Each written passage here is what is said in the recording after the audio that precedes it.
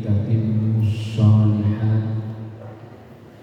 Wassalatu wassalamu ala sayyidina Muhammadin sayyidis sadat wa khairil kainat wa ala alihi wa ashabihi ma damatil ardu was samawat.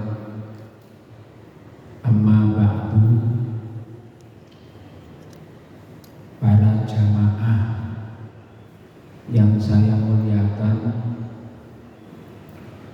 alhamdulillah pada pagi hari ini kita ditakdirkan oleh Allah diberi kemampuan untuk melaksanakan ibadah sholat subuh secara berjamaah. Mudah-mudahan ibadah kita semua diterima oleh Allah Subhanahu wa ta'ala. Mengapa kita perlu memuji kepada Allah? Karena jamaah subuh itu perbuatan ibadah yang pahalanya melebihi sholat jamaah yang lain. Apalagi berjamaah subuh di hari Jumat, itu pahalanya sangat besar sekali, melebihi sholat jamaah yang lain. Bahkan kalau kita mau melihat kenyataan bahwa jamaah itu yang paling ramai adalah maghrib, tetapi sebenarnya dalam tataran pahala jamaah maghrib itu adalah jamaah yang pahalanya itu kalah dengan sholat jamaah yang lain. Berarti ini sebenarnya menjadi ukuran buat kita bahwa saat kula kali panjenengan iki nek subuh gelem jamaah, berarti kita semua ini termasuk orang-orang yang mampu melakukan satu perbuatan yang terasa berat, tapi ternyata oleh Allah ditakdirkan bisa melakukan. Mudah-mudahan subuh yang ramai kayak begini tidak hanya di hari Ahad, tapi di hari-hari yang lain mudah-mudahan tetap ramai, karena pahala dari jamaah subuh ini memang luar biasa. Para hadirin, para jamaah yang sangat saya hormati dan saya muliakan, berbicara tentang waktu, kita bisa melihat dalam beberapa surat Al-Quran yang diawali dengan bersumpah menggunakan waktu. Misalnya seperti wadduha, wal laili idza saja, dan seterusnya. Ini adalah surat-surat yang dimulai dengan sumpah yang menggunakan waktu. Berarti waktu itu adalah sesuatu yang sangat penting dan sangat urgen bagi kita semua. Oleh karena itu kita perlu mengenal namanya waktu. Apalagi sekarang kita masuk pada bulan yang baru, tahun yang baru, dan itu tidak terlepas dari kalimat yang berhubungan dengan waktu. Para jamaah, di dalam Al-Quran ada banyak kalimat yang berkaitan dengan urusan waktu. Yang pertama ada yang disebut dengan ajal. Likulli ummatin ajal. Itu kalau dalam Al-Quran begitu. Lalu apa makna ajal itu? Ajal itu adalah waktu berakhirnya sesuatu. Makanya di Quran kan dinyatakan idza jaa ajaluhum la yastakhiruna sa'atan wa la yastaqdimun. Jadi kalau sudah datang ajalnya, artinya apa? Artinya masa atau waktu berakhirnya sesuatu, maka tidak akan mundur dan tidak akan maju. Dengan kalimat ajal ini, maka ayat Al-Quran itu memberikan kesan kepada kita bahwa semua yang ada di dunia ini tidak ada yang langgeng. Semua yang ada di dunia ini akan berakhir. Oleh karena itu jangan pernah mencari keabadian di dunia. Kalau kita mencari keabadian di dunia, pasti kita akan berbuat salah, karena dunia bukan tempat yang abadi. Satu contoh, kalau di Quran kita melihat bahwa Nabi Adam alaihi salam ketika beliau digoda oleh iblis, dan beliau ini digoda oleh iblis itu dengan menggunakan sumpah. Saat iblis itu menggoda Nabi Adam, dalam Al-Quran dinyatakan waqasamahuma. Jadi iblis itu sampai bersumpah kepada Nabi Adam dan Nyai Hawa. Kemudian iblis itu menggoda Nabi Adam dan Nyai Hawa dengan dua hal. Hal adulluka ala syajaratil khuldi wa mulkin la yabla. Maukah kamu aku tunjukkan pada dua hal? Yang pertama syajaratul khuldi, yaitu pohon keabadian. Kemudian yang kedua adalah wa mulkin la yabla, kekuasaan yang tidak akan pernah rusak.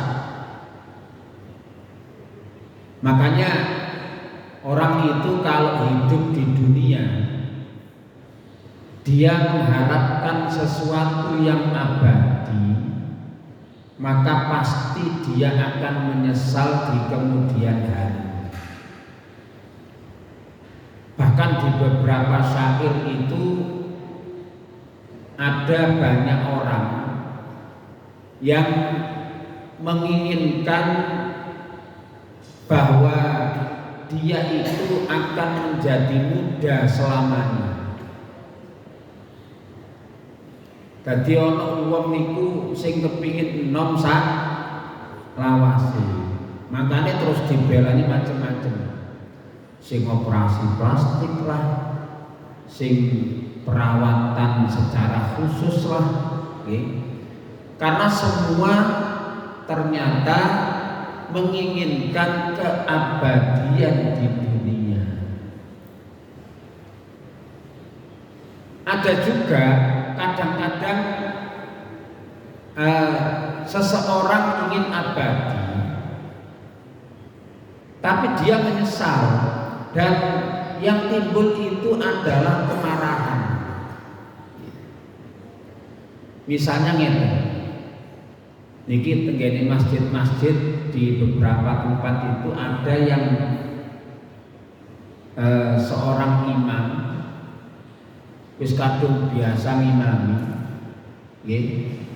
Biasa itu nek diganti ora gelem. Enten nggih sing ngoten niku. Kadung biasa ngimami diganti ora gelem. Enten sing ngoten niku. Malah nek diganti terus muring. Ada yang begitu itu, nggih. Pokoknya dia itu harus selalu jadi imam. Nek ora dadi imam ora gelem. Orang-orang yang seperti ini berarti kan orang-orang yang mengharapkan keabadian, kepingin berkuasa seterusnya. Padahal orang itu kan ya kadang-kadang ada udurnya, kadang-kadang ada sesuatu lain yang menghalangi dia untuk bisa mendapatkan kekuasaan yang biasa dia pegang dan biasa dia lakukan. Maka dengan kalimat ajal ini, kula kali panjenengan diingatkan oleh Allah agar jangan sekali-kali mengharapkan keabadian di dunia. Nggih. Makanya masjid sing apike kaya ngene iku lak ketoke saiki. Nanti misalnya 10-20 tahun lagi nek gak ono sing gelem ngerenovasi, ngecat dan lain-lain, masjid ini jadinya apa? Tidak baik, okay? Karena itu kita diingatkan oleh Allah melalui kalimat ajal ini, okay? Kemudian yang kedua, waktu itu dalam Al-Quran disebut dengan dahr. Dahr itu waktu yang berkepanjangan yang dilalui oleh alam ini, okay? Dan itu berlangsung sejak dulu sampai besok hari kiamat. Itu disebut ad-dahr. Okay. Dalam Quran disebut hal ata 'alal insani hinun minad dahri lam yakun syai'an madhkura. Jadi di Quran itu dinyatakan bahwa yang namanya dahr itu adalah waktu di mana dulu pernah waktu itu tidak bisa disebutkan namanya. Ini memberikan kesan kepada kita apa? Bahwa dengan ad-dahr itu Allah mengingatkan kepada kita bahwa kita itu pernah tidak ada sebelumnya. Kula kali jenengan biyen tahun 45 niku nek delok potongane kabeh niki ya. Kula kali jenengan tahun 45 itu kayaknya belum ada. Nggih. Durung ono. mungkin juga wong tuane durung rabi, mungkin. Berarti kita semua itu berangkat dari tidak ada, kemudian ada, lalu nanti menjadi tidak ada, kemudian ada. Jadi kita itu kalau sudah diciptakan oleh Allah, maka meskipun kita itu asalnya tidak ada, maka kita akan menjadi ada selama-lamanya. Terbukti apa? Terbukti bahwa kita itu nanti setelah hidup di dunia, kita nanti mati. Mati itu seakan seperti tidak ada, padahal itu ada. Karena di dalam kuburan itu ada namanya alam barzakh. Dan kemudian nanti pada saatnya kita akan dibangkitkan dari kubur kita, kemudian digiring ke mahsyar untuk mempertanggungjawabkan semua amal perbuatan kita. Iku jenenge ad-dahr. Ya. Kemudian yang ketiga itu disebut dengan al-waktu. Al-waktu niku maknanya cara mriki ngoten batas akhir dari kesempatan yang diberikan oleh Allah kepada kita untuk diselesaikan. Makanya kalau di dalam sholat itu ada kalimat dalam Quran itu innas sholata kanat 'alal mu'minina kitaban mawquta. Sesungguhnya sholat itu bagi atau atas orang-orang mukmin adalah kewajiban yang ditentukan waktunya. Berarti di situ ada batas akhirnya.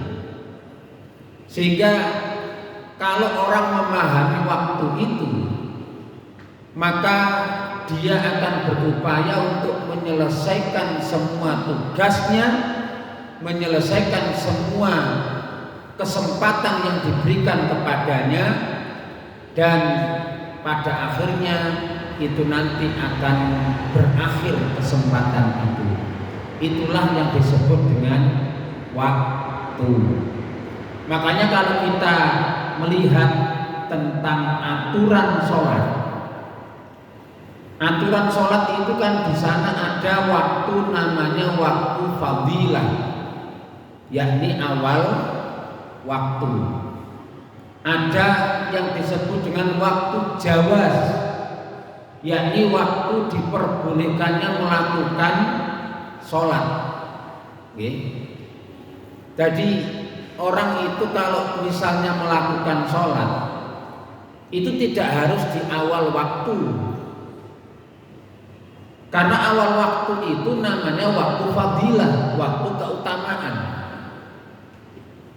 Ada juga nanti jawaz itu ada yang dibagi dengan bila karohah, dan ada juga yang dikatakan dengan bikarohah. Boleh tanpa makruh, boleh dengan makruh. Kemudian ada juga namanya waktu tahrim, yakni waktu yang kalau digunakan untuk melakukan sholat itu bisa, tapi tidak bisa menyelesaikan sholatnya. Artinya kalau orang itu sholat berada di waktu tahrim, berarti dia sholat mungkin hanya dapat 1 rakaat atau 2 rakaat, tapi berikutnya itu sudah berada di luar waktunya. Makanya kalau kita diberi waktu berarti kita diberi tugas untuk menyelesaikan tugas kita. Karena waktu itu ada batas akhirnya. Itu namanya waktu. Kemudian yang keempat, jadi ada ajal, ada dahr, ada waktu.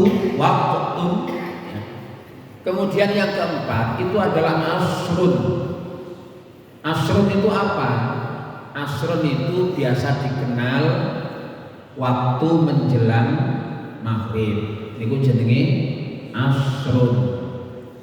Nah, kemudian asrun itu juga bermakna masa.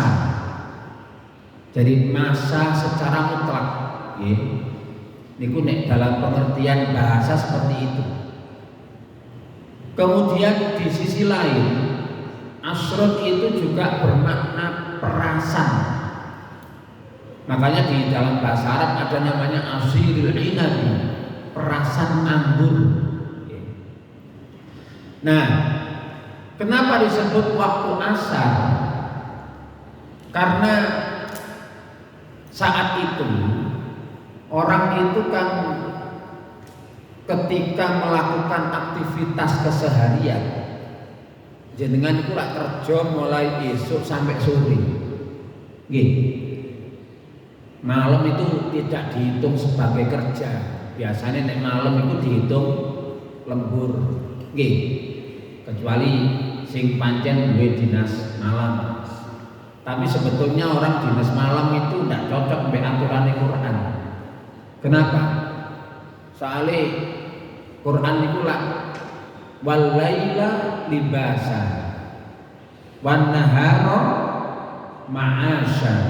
Dadi nek bengi kanggo istirahat, nek awan kanggo nyambut gawe. Makanya sakjane sing nyambut gawe bengi iku nyalahi aturan sakjane. Nggih. Nggih. Tapi sing nyambut gawe bengi gak oleh muring-muring lho. Niki namung aturane Quran mawon. Nggih. Dadi sing nyambut gawe bengi ya mesti nanti ada dampak, nggih, mesti ada dampak. Kenapa? Karena nyalahi napa sing diaturno kali Gusti Allah. Mesine lah nek awan wa ja'alna al-laila libasa wa ja'alna an-nahara ma'asya. Bengi mesti wayahe libas ini kan pakaian itu mesti istirahat. Terus wa ja'alna an-nahara ma'asya. Nek awan digawe nyambut gawe. Nah saiki akeh sing kuwalik, nggih, akeh sing kuwalik nek bengi melek nggih. Nek esuk apa? Turu. Makane saiki akeh sing nom-nom kena penyakit diabetes apa? Lah nek esuk turu soalnya. Nggih. Bahkan akhir-akhir ini ada banyak kena penyakit DB. Soalnya apa? Soalnya kebiasaan nek mari subuh turu. Panen turu mari subuh niku enak banget. Gak koyok turu liyan. Mari subuh niku enak tapi tangine gak enak. Nggih, niku turu subuh niku. Makanya kalau dulu para kiai itu kalau anaknya tidur setelah subuh itu dikerasi saestu. Mbah kula biyen niku nek anake apik turu mari subuh dipeno penjalin. Nggih. Dadi gak oleh turu mari subuh niku. Marahi napa? Jare wong kuno niku marahi rezekine cepet. Niku nek jare wong kuno ngoten ya. Mungkin sing sepuh-sepuh niku tasih eling. Nasihati wong tuwa biyen, kon nek turu mari subuh marahi rezekine cepet. Lah saniki ngoten wis berubah kabeh. Soale apa? Nyatane arek-arek saiki iku nek dalu nang warkop nek esuk tuh nggih. Makane nek subuh ngene iki kok umpama nduk masjid iku akeh arek nome, itu berarti masjid itu luar biasa. Soalnya arek nome iku pemane malam napa niki? Malam Ahad nggih. Malam Ahad niku wis wayahe seneng-senenge arek enom.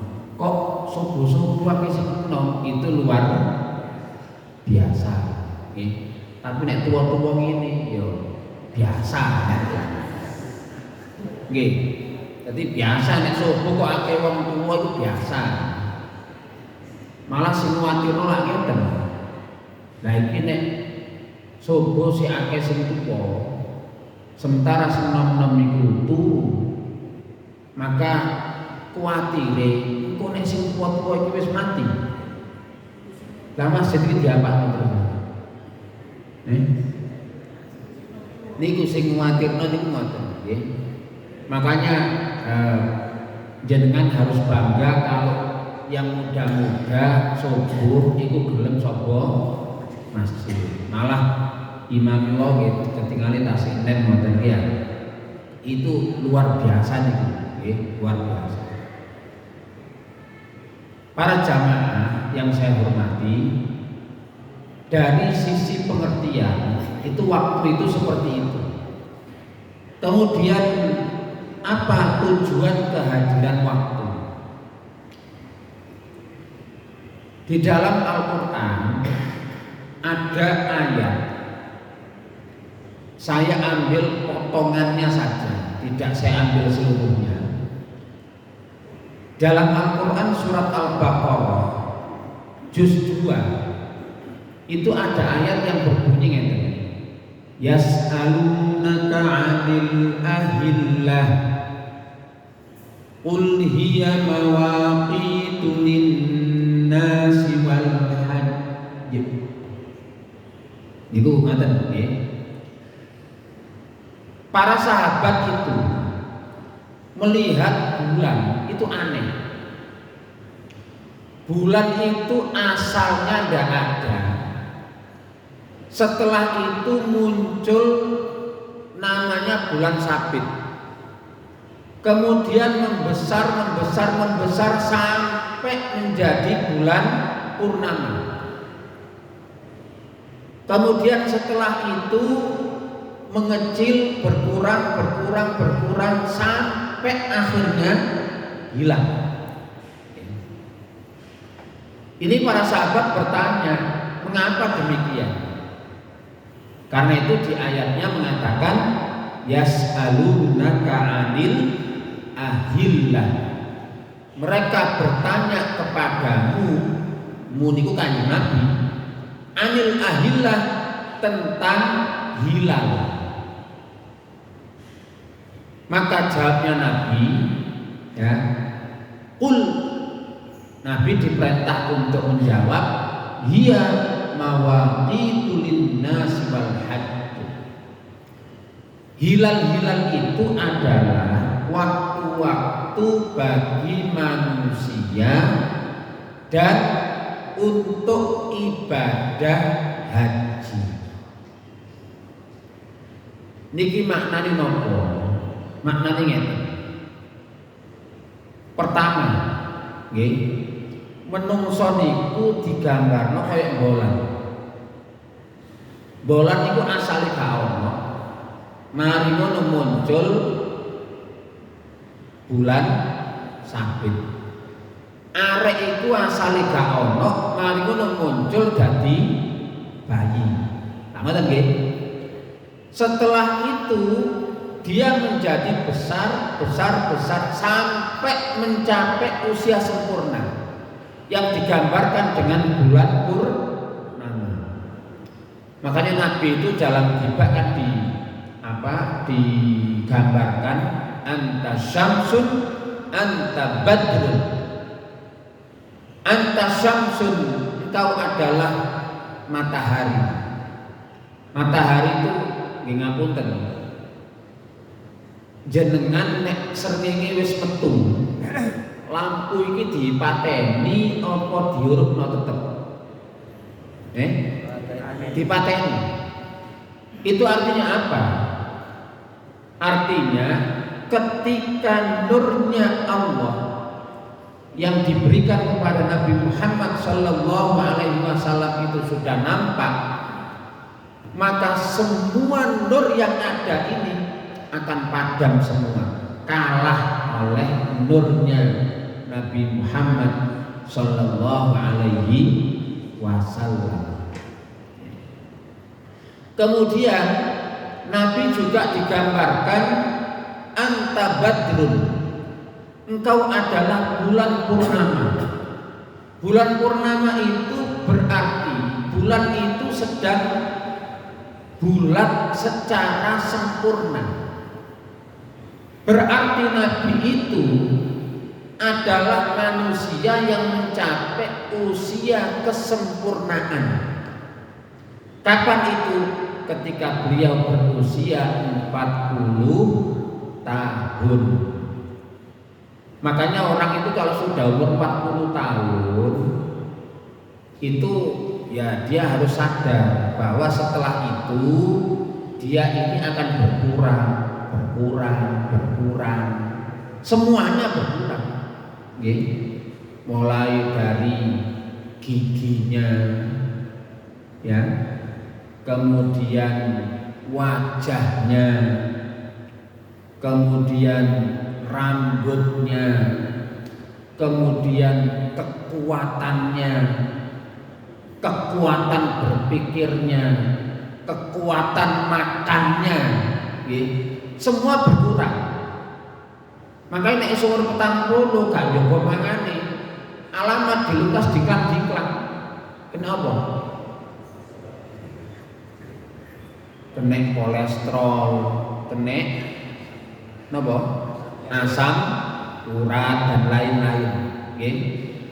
Nah, manusia itu digambarkan seperti bulan itu, sehingga manusia itu harus menyadari ketika dia masih kecil, itu belum ada yang dia lakukan. Ya paling-paling nek luwe nangis, nek wareg turu, ya itu bayi. Makanya nek ana wong kok nek wareg turu, nek luwe ngamuk, nangis dan lain-lain, berarti kaya arek cilik. Arek cilik ngoten niku, arek bayi ngoten niku pun. Nggih. Itu yang pertama. Kemudian yang kedua, dia akan beranjak menuju masa remaja. Kan bulan itu terus membesar. Nggih. Dia akan menuju kepada usia remaja. Lah remaja niku isine napa? Isine niku dulinan ambek seneng-seneng. Nggih. Dulinan kali seneng. Wis niku isine arek nom. Sampe delok arek nom niku. Arek nom niku kepingine macem-macem wis. Nggih. Sing doyan-doyan nang warkop niku arek nom apa arek wong tuwa?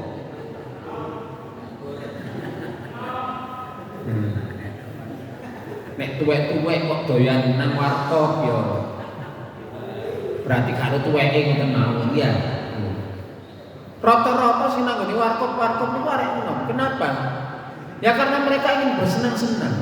Mereka tidak ingin terikat, mereka ingin bebas. Itu arek enom.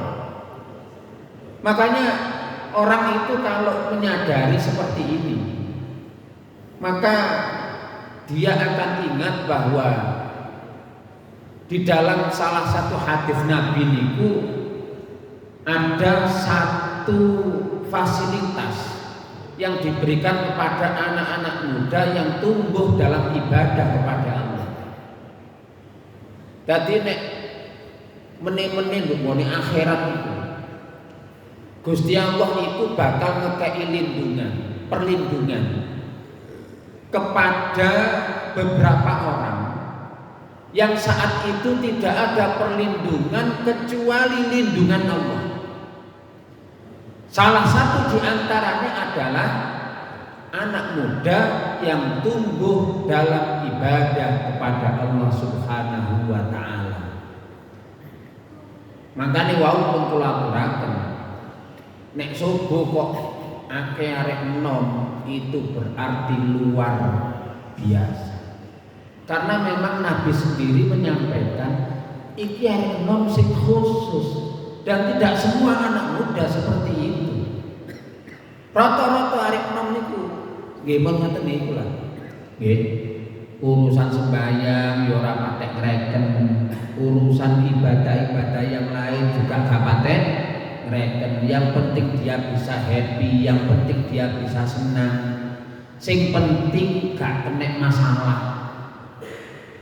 Soalnya arek enom niku nek wis kena masalah jatuh mentalnya. Nggih, niku hari ini. Kenapa? Karena anak-anak muda sekarang itu kan generasi instan. Nggih. Ora patek gelem soro, jaluke enak tok. Iku arek saniki.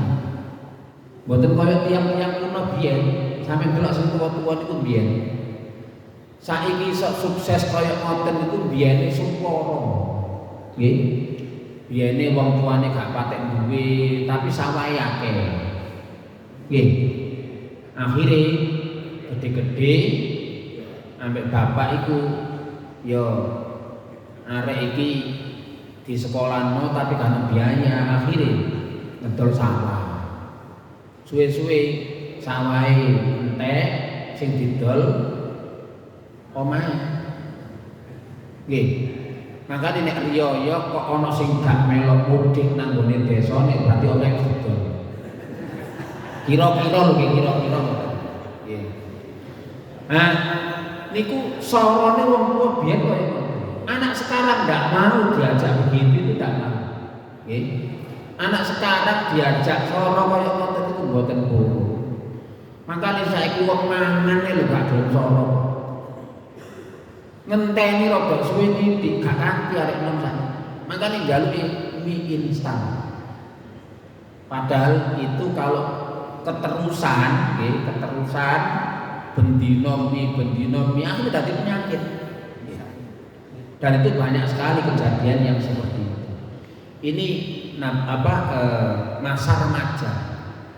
Kemudian tadi sudah saya jelaskan bahwa bulan itu akan membesar menjadi sempurna.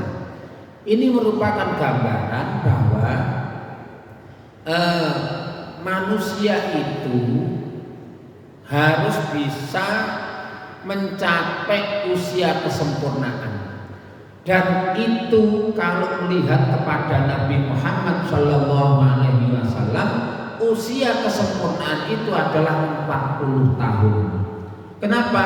Karena usia 40 tahun Nabi diangkat sebagai Nabi dan Rasul. Itu berarti beliau sudah mencapai usia yang sempurna.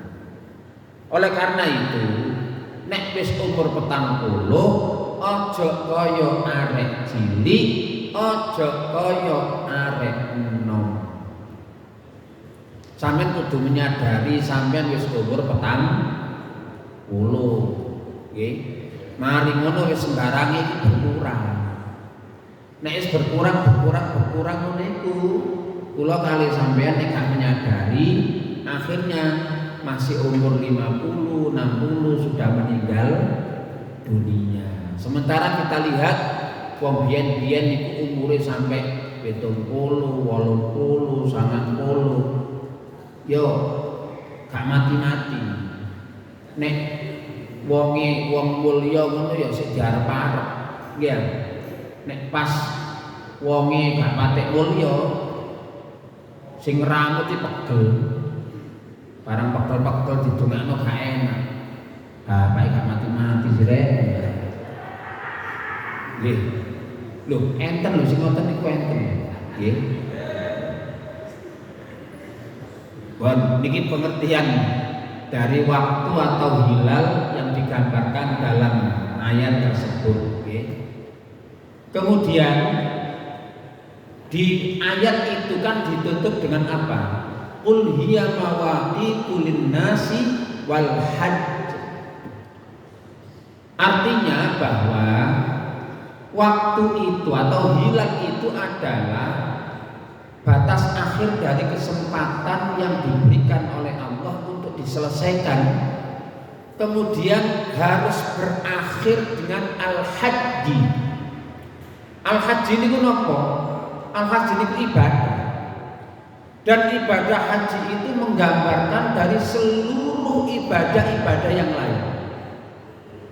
Kan ibadah itu ada ibadah maliyah, ada ibadah badaniyah.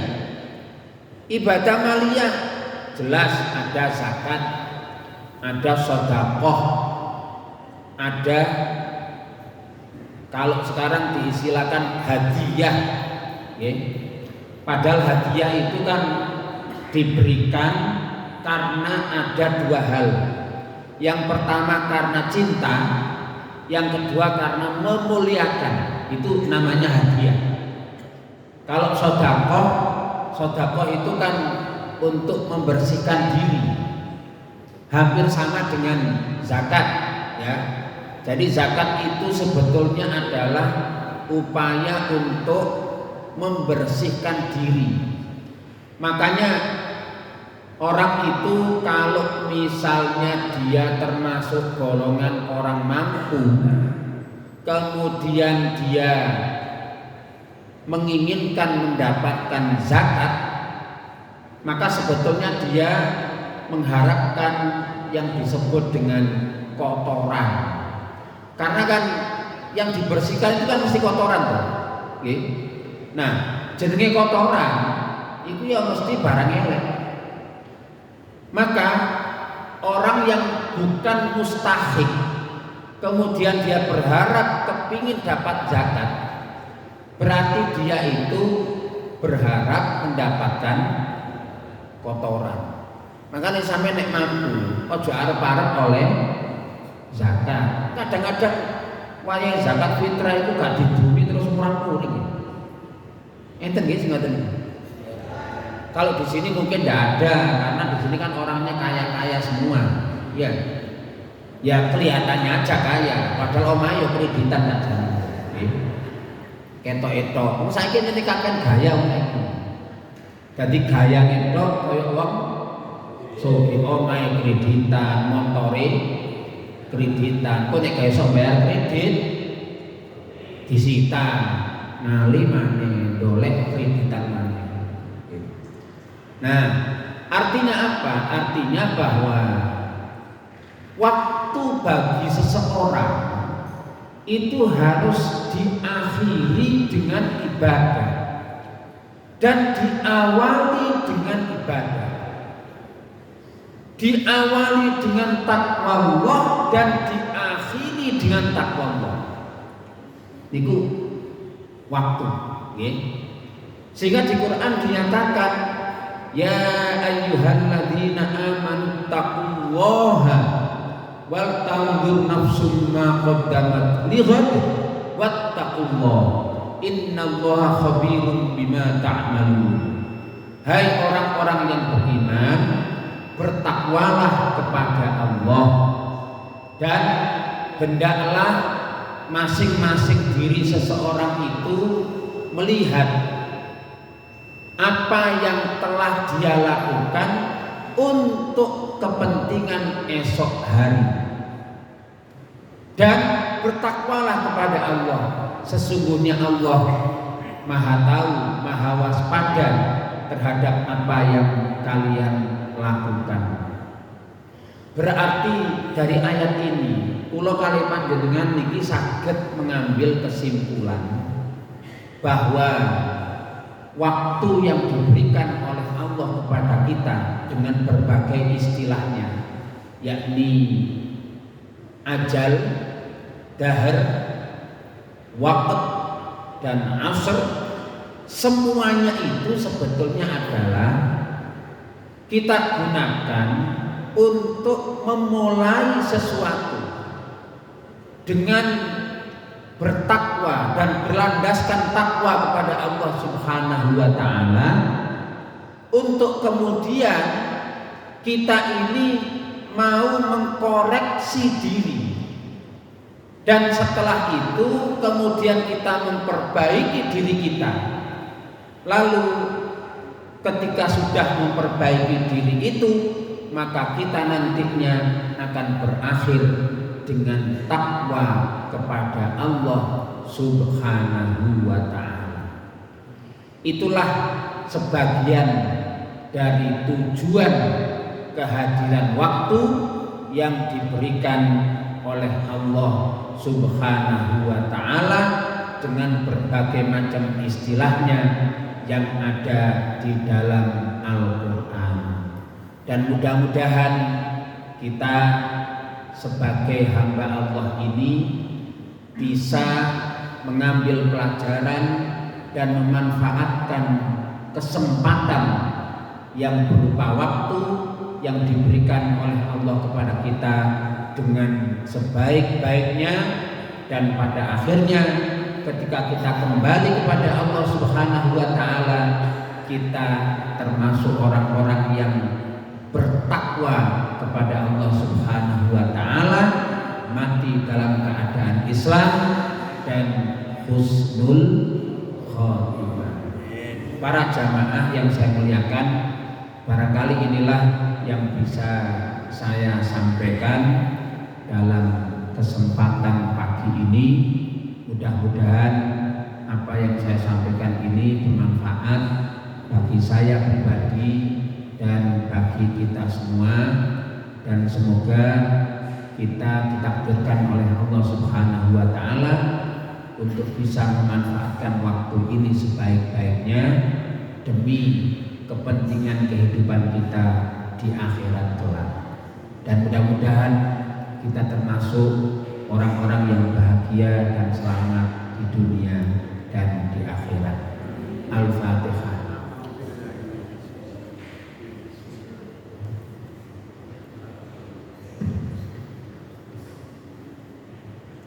Bismillahirrahmanirrahim. Alhamdulillahirabbil alamin. Hamdan yuwafi ni'amahu wa yukafi mazidah. Ya Rabbana lakal hamdu kama yanbaghi li jalali wajhika wa 'azimi sultanik.